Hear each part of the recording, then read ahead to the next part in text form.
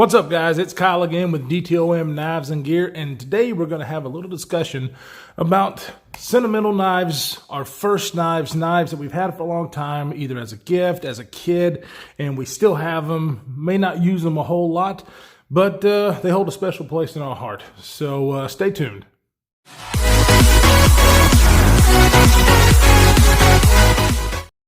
Welcome back, guys. All right, like I said, today we're going to be going over and having a discussion about certain knives that we may not carry all that often, but they hold a special place in our hearts. They are some knives that might be sentimental to us, or that we've had for such a long time as a kid, or when we first started actually getting into knives. And we're going to talk about those today. The ones that are on the table are some of the ones that are sentimental to me, and they're really not very expensive knives. Well, some of them are not, but they have a story behind them.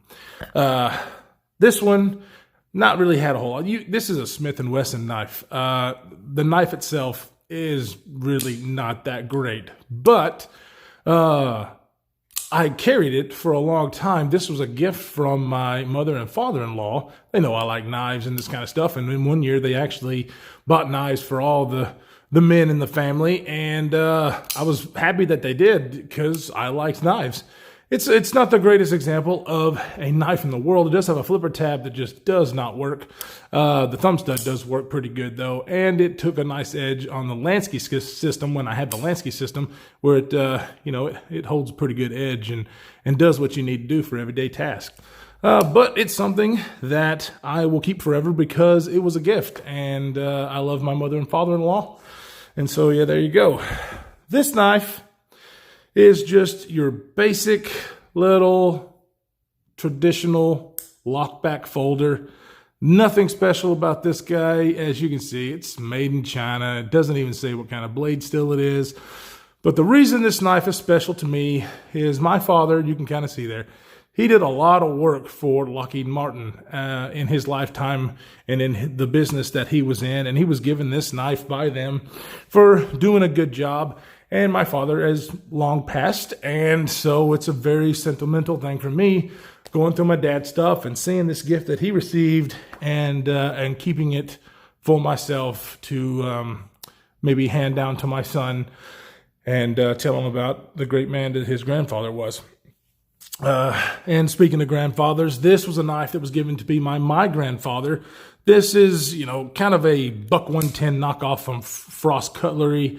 I think it's called the Bear Claw. Actually a pretty good knife. I was also able to get a really good, nice edge on this thing with the Lansky system, and functions really well. I actually think it's very beautiful. My granddaddy, he liked these kind of designs, and he gave me and my brother one very long time ago. I don't even remember how old we were, but we liked knives even as young children. You can see it's got some stuff on it, but anyway, lockback, just a knife that I can take out and hold and remember my grandfather. This one you guys have actually seen on the channel. This is the Manix 2 lightweight. This was the first knife, the first real good knife that I ever bought. I had bought the Tenacious and then stepped it up to buy the Manix 2. I did end up buying the lightweight at the time, not knowing really, I just don't like the FRN handles on these things, but they are lightweight, so it holds true to its name. But I will never get rid of this knife because it was my first real knife, and I carry this so much. Matter of fact, lost it at one point, found it again, was very excited, very happy. So this one will also never leave my collection because it was the first one that I bought that was really, really well made, well designed, and not something that you bought like a gas station or Walmart, or something that you bought as a kid. The only other knife right here that I have on the table is also very sentimental, and it's a case knife. I don't know the model of this one, but the story for this one is my dad was a huge case knife guy. He always had a case knife in his pocket. I was always like, Dad, why are you carrying those little things? You can't open them with one hand. What are you doing? They just weren't my thing. But he always had one in his pocket, and he used it all the time. This one, before he passed, was one that he bought for my son. My son is now 11 years old, and I keep this knife in the safe for him. My son is very responsible with knives, but this is a very sentimental one, so I keep it in my safe. And so when he gets old enough to just be able to go and do what he wants as far as carrying knives, he will get this thing full time. But obviously very sentimental. He actually purchased this for my son probably about a year or so before he passed. So, and he was a big case knife guy. So Case has of course been around for 120 years, maybe more. So they make very good quality products. All right, so now we're going to get into the knives that I've had for a long time. Don't really even know what they are. I know maybe what brand they are, but I don't know what model. Things that I've had for so many years that, and I just don't carry anymore. We'll start off with this little guy. This is a Gerber, and if you guys know what it is, you can let me know in the comments because it does not say. It's just a cheap little Gerber knife. You can see very well used back in the day, but you know, it has a little kind of a push lock thing here. So, you know, you can't lock it without pushing this thing up. It was pretty neat, you know, growing up and, you know, having something like that. It was kind of different.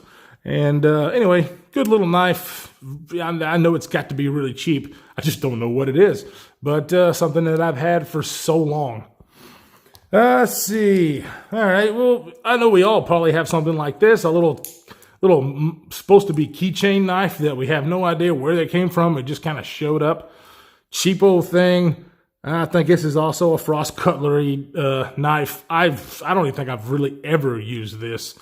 It's just kind of made its way into a bowl of knives. Excuse me. That I have all my extra knives that I don't really care too much about in. So, you know, little keychain knife, you know, might be good for one of the kids one day to put on their keychain.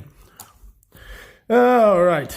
Maybe the only other traditional that I have other than this NRA, support the NRA and our gun rights, that they send whenever you donate money, is this other Frost cutlery knife that has the bone handle. And I don't remember the story on this guy, but it's a bigger one.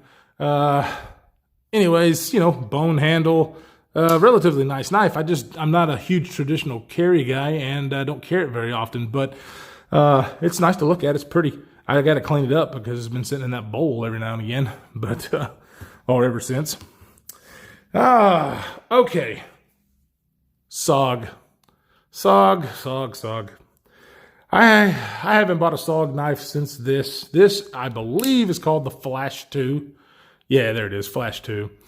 You know, SOG knives, they're kind of I'm not a huge fan. This knife was actually okay, though. I remember I did buy this. Oh, golly, I can't remember how old I was when I bought this.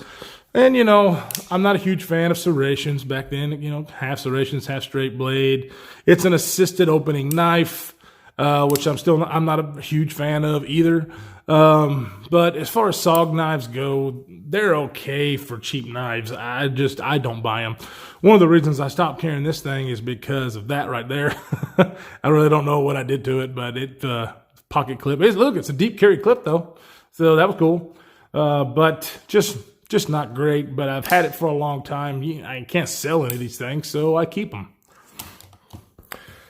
Oh, man. This knife actually was a halfway decent knife at one point. You hear that? This thing's got a lot of blade play. I don't remember the model of this Gerber either, but as you can see, boy, it is taking some abuse. I just did anything and everything with this knife when I had it, but now it's kind of useless to me. But another one of those push-up locks, not assist, or is it assisted? Yeah, it's assisted. But and half serrated, you know, something that I just don't do now. But it's a beast of a knife, big old head buster or whatever you want to call this in the back, you know, decent pocket clip, but just not a, you know, Gerber makes some good stuff. I have one of their fixed blades, which is one of my favorite fixed blades, but you know, their pocket knives are just kind of hit and miss. But anyway, had this guy for a long time and used it quite a bit back in the day. This is pretty cool. I don't know what, man, I've actually given this to a couple of guys and be like, hey, you need a knife? Or they ask for a knife and I give them this. They're like, what the hell? Where's the knife? This thing opens up like this, comes out, you close it. It's actually a case knife.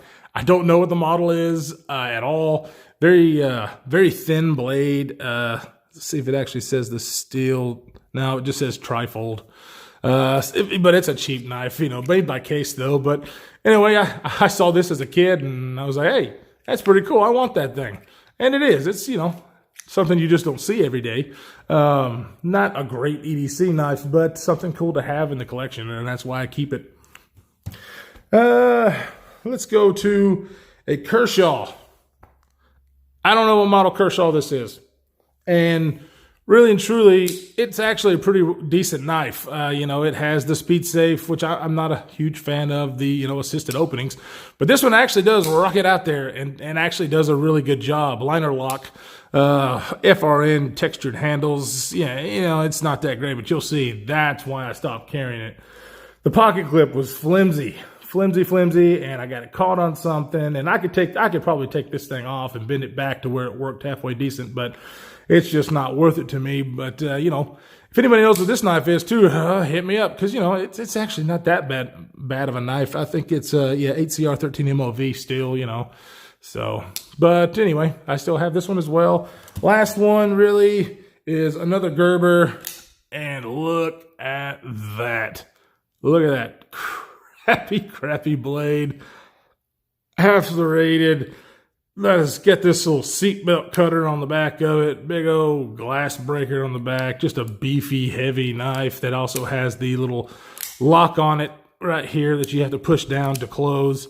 And this one is not assisted, but it does have relatively good action though, with those big old thumb studs. But something that I just, I used for a long time when I had it, but this thing is massively heavy.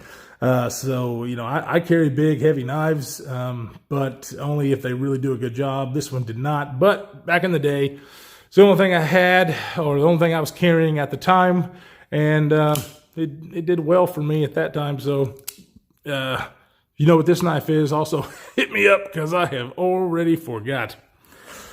But that's about it for the knives that I just have in a bowl or keep safe for sentimental reasons. Let me know, what knives do you have in your collection that are sentimental to you, that maybe you don't carry as much, but you'll always keep in your collection. Hit me up in the comments, let me know, and see if we have some of the same stuff. We all have fathers, grandfathers that may have passed down some knives to us, and it's just something that we always cherish, and we can think about them when we're holding the knife or using it. Makes us happy. So anyway, that's about it for this one, guys. I appreciate you watching. If you like this kind of content, hit that subscribe button, and we will see you in the next one.